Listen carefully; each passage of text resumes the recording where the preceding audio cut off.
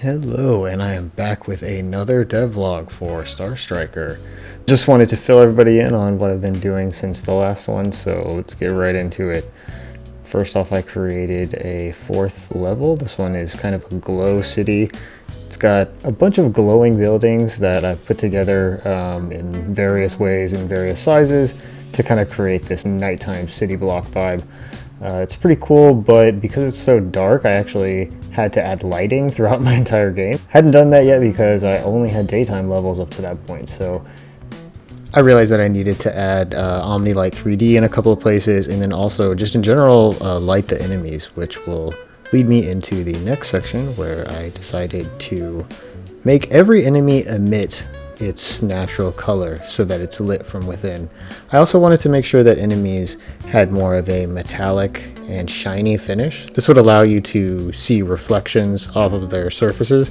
And since all the weapons and things are going to have lights in them now, and these are supposed to be metal ships anyway, I figured it made sense to kind of remove their matte toy-like finish and kind of give them a glossy metalness. I was just toggling the emissions. You can see how they were lit from within. There I just turned the metallic all the way up, so it gives it a metallic finish. Here I'm also going to give it a clear coat, which you can see in the sunspot off the glass there, that it gets much more reflective when the clear coat's applied. So just gives it a more glossy overall finish and reflective surface. Also going to turn roughness all the way down to make it even smoother. So you can see this makes things instantly look very, very smooth and kind of bubbly. I may decide to change the roughness value a little bit later if I want to dial in the exact look I'm going for. Right now I'm just going to leave it as shiny and reflective as possible. I think it looks pretty good, and it's definitely better than the flat toy-like look it had before I made this change. And I'm just going to give a demo here of the lighting that I added to the weapons that help you see in some of these darker spaces. This way I don't have to add like just random lights throughout the level, and you can basically use your weapons as lights. You know, all the charged weapons have it, special weapons have them, explosions have lights in them now, so hopefully we can use combat itself to kind of light these darker environments, and it might turn out looking really, really cool.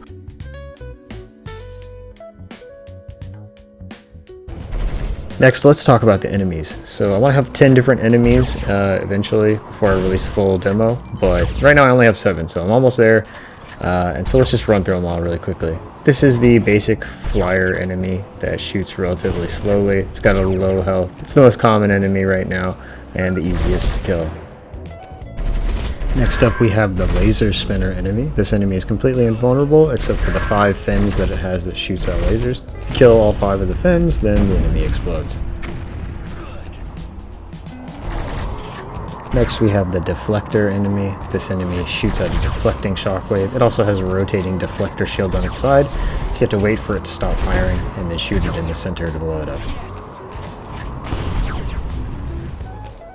And this is the suicide bomber enemy. This enemy just kind of sweeps the area in front of it, and if it sees the player, it will track the player and attempt to blow itself up. Next up is the golden running enemy. This enemy will run from the player when it sees the player, or if it sees the player is firing, and then it will shoot back a ring projectile. If the ring hits you, it'll deal damage, but if you fly through the ring, it'll fly back to the enemy and stun it. And then we have the Gatling gun enemy. This enemy will spin and fire a barrage of shots at the player. It's pretty cool. Got to use some really nice sound effects with this enemy.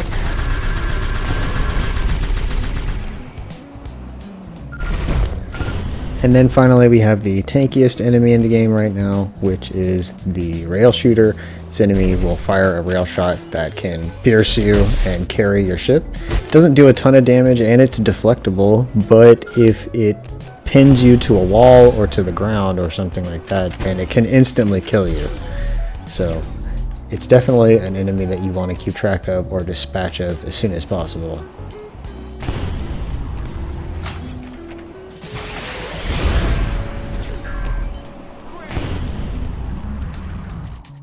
Now let's talk about post-processing. So this is a clip of the game with no post-processing at all, with no filters or anything like that put over the image. You can see that everything blends together a lot. It looks almost a little bit more realistic. The sky is a completely consistent gradient from blue to white. There's no like outlines around anything, and everything has kind of like a softer look to it because you can't really see the edges as well. So it kind of makes everything feel a little bit softer, even though it still has the metallic shiny finish on it.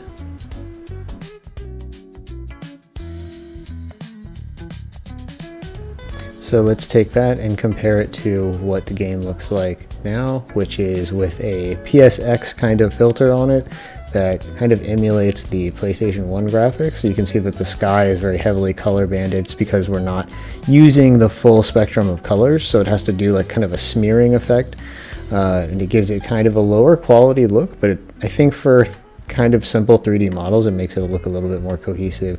Obviously you have the black outline on everything, and yeah, see right there, you can see it's really blurring against the sky when the enemies are flying. It's kind of like trying to blur around them. I think it's a really cool look and a nice effect.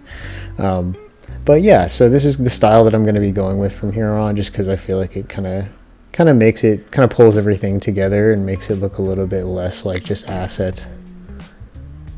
Here are some of the other really cool post-processing filters that I saw. Just wanted to put them together in a quick little montage here. Not sure I'll ever use these, but maybe I will. Just depends on what I want to show to the player.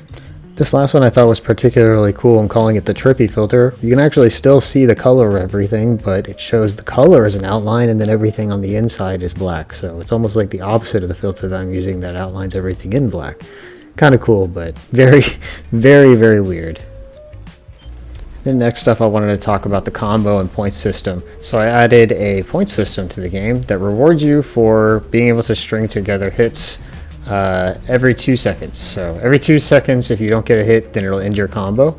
So you have to keep hitting things in quick succession, and hitting ship parts also counts as a hit.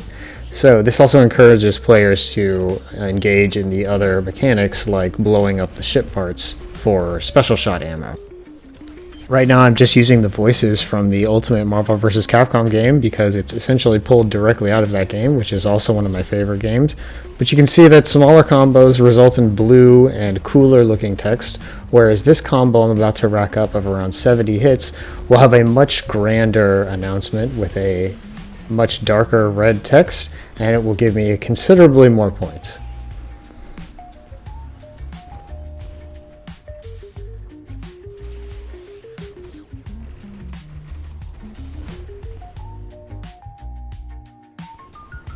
So in this next section, I just wanted to showcase some of the tutorials that I also created for the game. Just basic tutorials that show you like how to bank, how to climb and dive quickly, and how to use some of the weapon controls. I hope to expand on these in the future because I feel like they still aren't quite as intuitive as they should be. And also I want to replace the text because having an all caps text is just not easy to read, so I need to find a secondary text that can work with my main text style right now. But yeah, these are the ones that show you how to fly, and then I have a couple of weapon tutorials as well, and then one showing defense. Again, I do plan to add more of these and to make them a bit more interactive or very, very simple.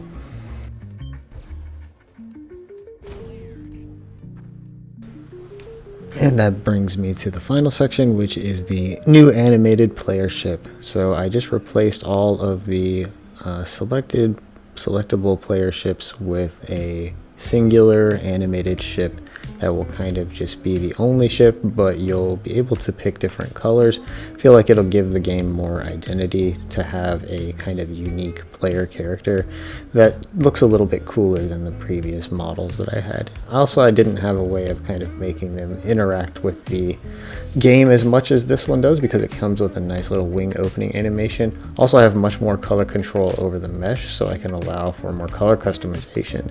So I may add other ships in the future, but for now I'm just going to put a lot of work into polishing this one up and making it feel very connected to all of the actions in the game. Also made this loadout screen that is definitely a work in progress. You can't even see the labels on the rows anymore, but it shows you a demo of the weapon that you're selecting. So I think it's just a little bit more intuitive than the previous one.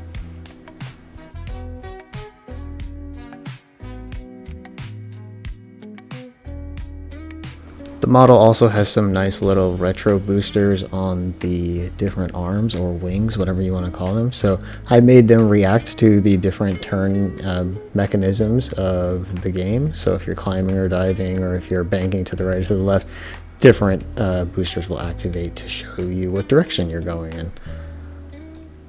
And then I originally animated the arms opening and closing based off of when you were boosting or not, so I had them completely open when you were neutral, but I felt like it blocked too much of the screen, and also having them react to the gun instead of boost made it feel much more connected to the fact that it's not just a flying game, it's a shooting game. And yeah, so I feel like it feels really good to watch the ship animate as you charge shot up and then fire it. It's super satisfying, and overall I think it was a great choice to replace the other ships with this one. That'll do it for this video, guys. Thanks for watching, and if you made it this far, give me a like or give me a comment down below and let me know what you liked, what you didn't like, or what you would like to see in the next video. Thanks, and I'll see you in the next one.